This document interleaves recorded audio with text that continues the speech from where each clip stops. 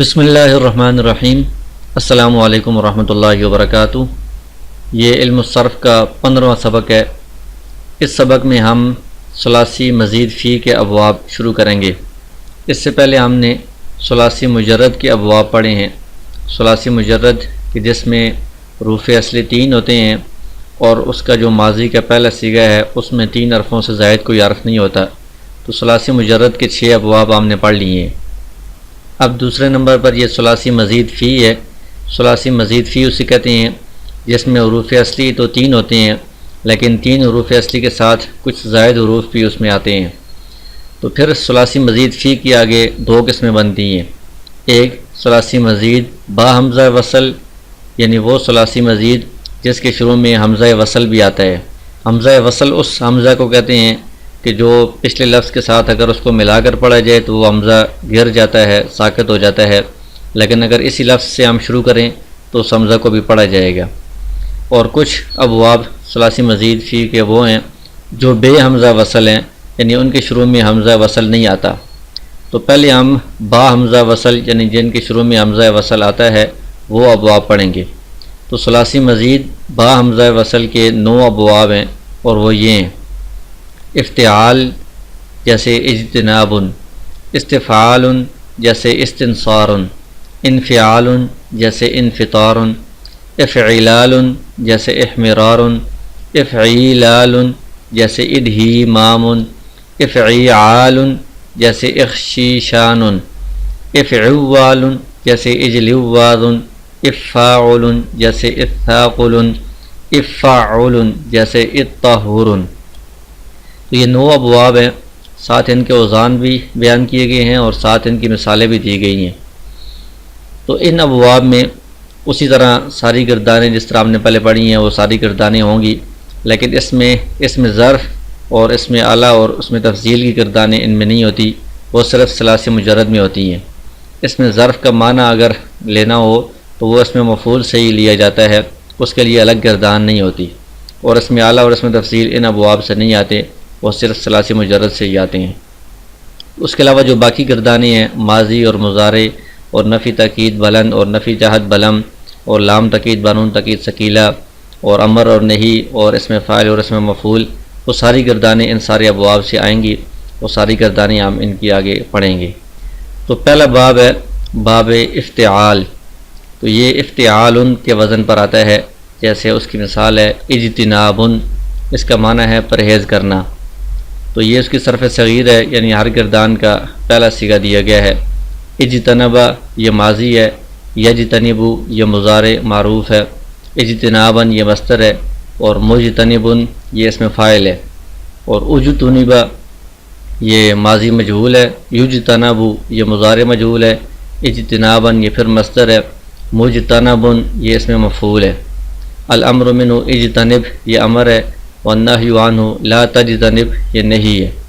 تو یہ صرف صغیر اس طرح ہوگی: اجتنب یجتنب اجتنابا فہو مجتنب، واجتنب یجتنب اجتنابا فہو مجتنب، الامر منہ اجتنب والنہی عنہ لا تجتنب۔ اور اس باب کی صرف کبیر یہ دوسری کتاب ابواب الصرف میں یہ دی گئی ہے۔ تو پہلے تو آپ خود یہ ساری گردانیں بنانے کی کوشش کریں، اگر درمیان سے کوئی مشکل ہو تو اس کتاب سے آپ دیکھ سکتے ہیں۔ تو یہ ماضی معروف کی گردان اس طرح ہے: اجتنبا اجتنبا اجتنبو اجتنبت اجتنبتا اجتنبنا اجتنبتا اجتنبتما اجتنبتم اجتنبتی اجتنبتما اجتنبتن اجتنبتو اجتنبنا۔ اور ماضی مجہول ہے: اجتنبا اجتنبا اجتنبو اجتنبت اجتنبتا اجتنبنا اجتنبتا اجتنبتما اجتنبتم اجتنبتی اجتنبتما اجتنبتن اجتنبتو اجتنبنا۔ اس طرح یہ ماضی مجہول کی گردان بنے گی۔ تو اس میں صرف کچھ حروف درمیان میں زائد آ گئے ہیں، باقی گردان بنانے کا وہی طریقہ ہے۔ یہاں پر تثنیہ میں اجتنبا الف لگا دی ہے، اور جمع میں اجتنبو واو لگا دی ہے، اور کسی میں تا ساکن ہے۔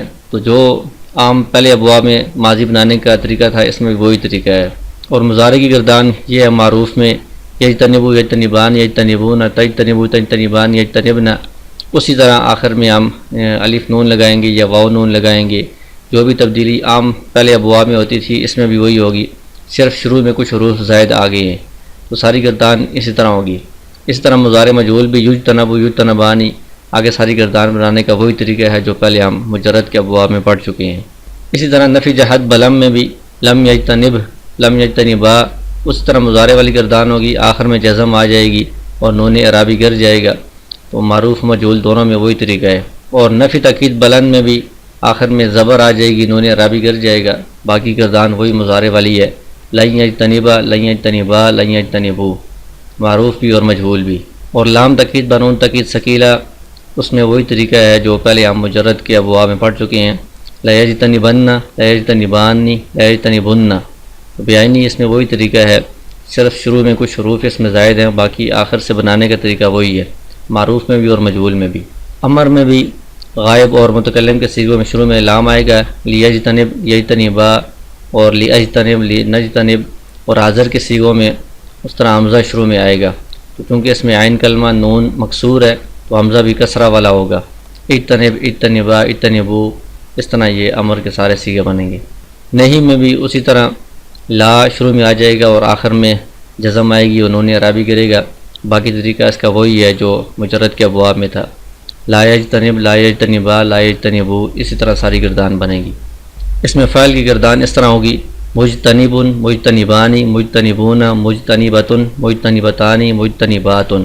مزید کے ابواب میں جو اس میں فعل کے بنانے کا طریقہ ہے وہ ہم نے اس میں فعل بنانے کا جو قاعدہ پڑھا تھا اس میں یہ پڑھا تھا کہ مجرد کے ابواب میں تو فاعلن کے وزن پر آتا ہے، لیکن مزید کے ابواب میں یہ مضارع سے اس میں فاعل بنے گا، اس طرح کہ علامت مضارع کو حذف کر کے اس کی جگہ میم مضموم لگا دیں گے، یعنی یجتنبو تھا اس میں یا کو حذف کر کے میم مضموم لگا دیا ہے، آخر سے پہلے والا حرف اگر پہلے سے اس پر کسرہ ہے تو کسرہ ہی رہنے دیں گے، اگر اس پر کسرہ نہیں ہے تو اس پر کسرہ لے آئیں گے۔